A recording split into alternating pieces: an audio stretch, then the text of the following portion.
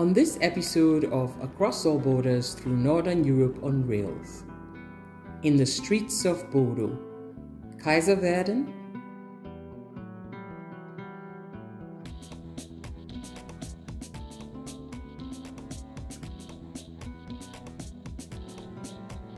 Bodø harbour,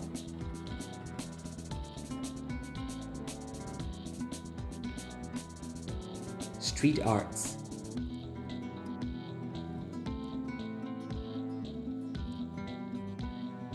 What is it like to travel like Liz?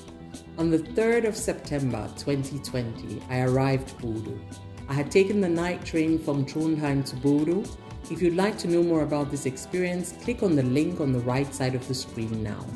After checking into my Airbnb, I decided it might be nice to let you into how I planned my trips and how it had an impact on being in Bodø and departing Bodø afterwards.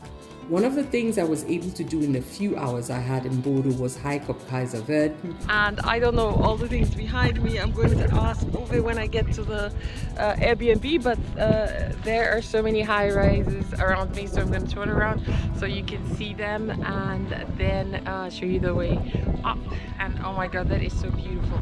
Like the sun's reflecting right now on the water, and we're going to go up there before it starts getting dark, so that's the way up. As well as enjoy the street arts in Bodø and the beautiful harbour area. This I'll be showing you, so let's start with what is it like to travel like Liz.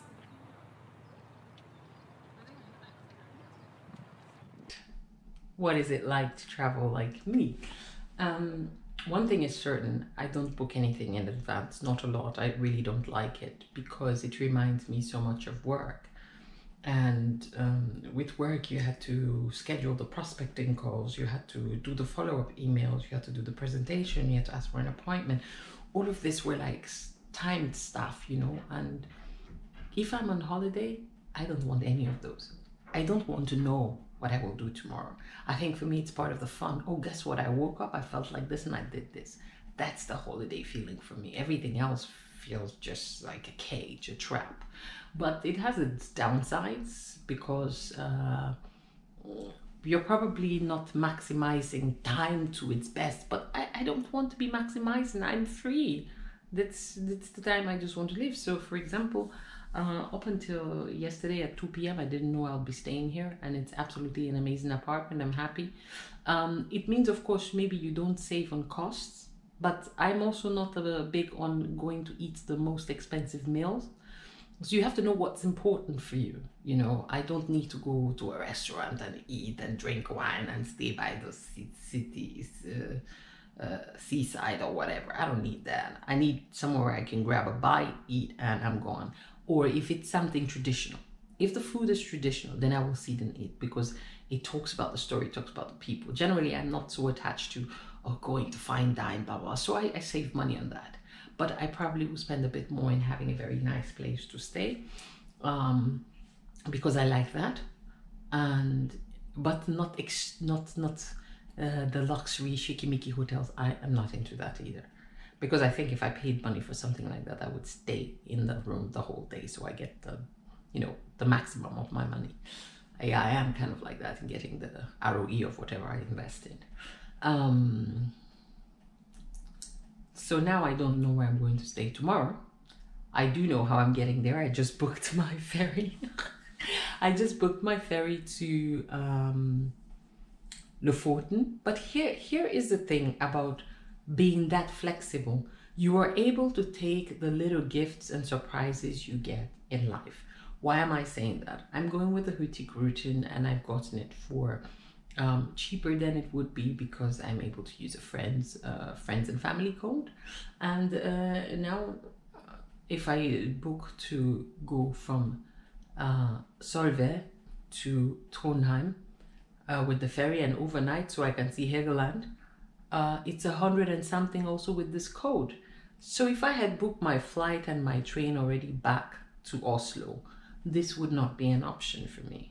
I would miss this opportunity. I would miss this variety. So to some extent, yes, I get deciding for one way,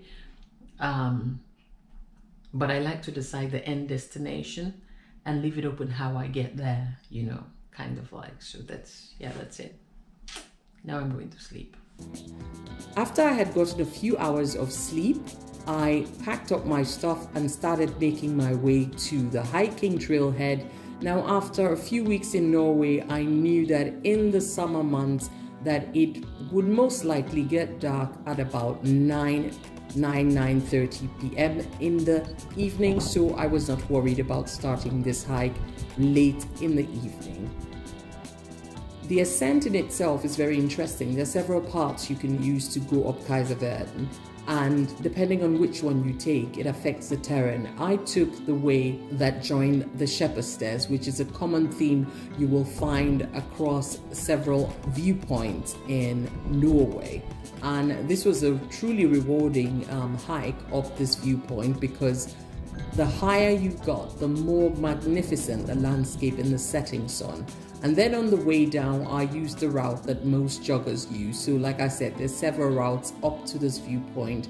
Pick the one you like, and if you have enough time, it would make more sense to even spend 1 or 2 hours exploring the top area of the viewpoint.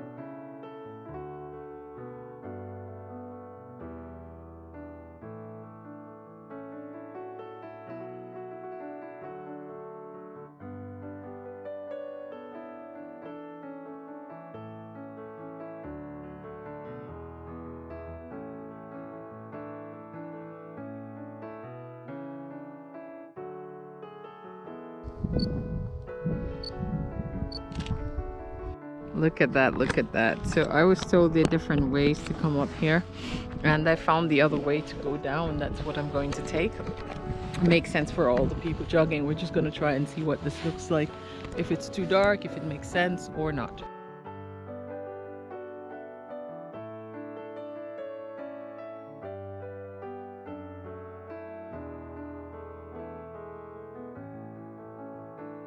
Yeah, so it was a good one, quick good one, and I'm going back down the path.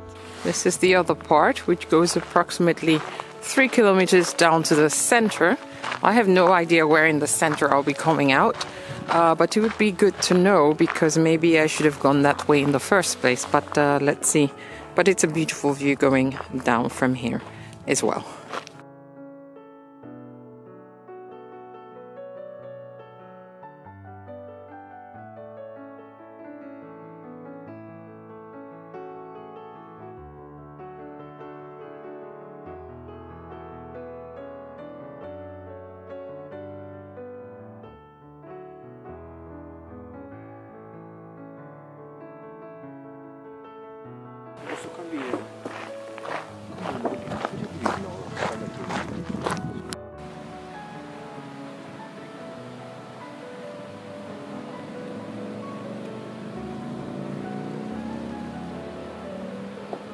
After that, I came down and grabbed a bite and then explored the harbour area, which I'll be showing you. I feel like I didn't give Bodø enough time, because there is so much more you can do in the city. There are museums that you could visit, there are historical sites that you could visit. So I hope this gives you a little bit of an inspiration and taste for Bodø. And if you have liked what you've seen, you can plan a few more days for Bodø than I did.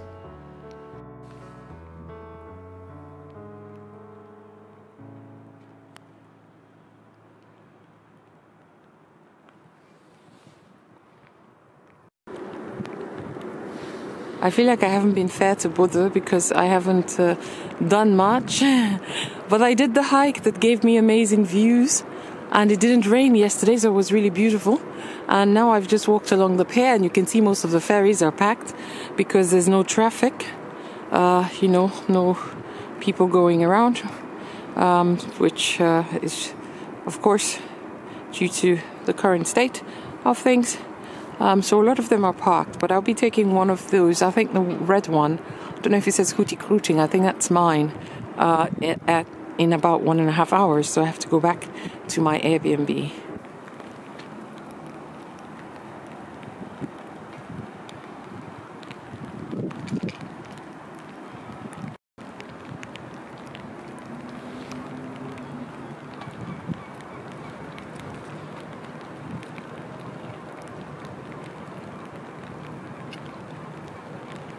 So this is my chicken wrap from Bodø Bakery, which is supposed to be like more than 125 years old. And this costs 75 Norwegian crowns. So I'm going to tell you what I think about it afterwards.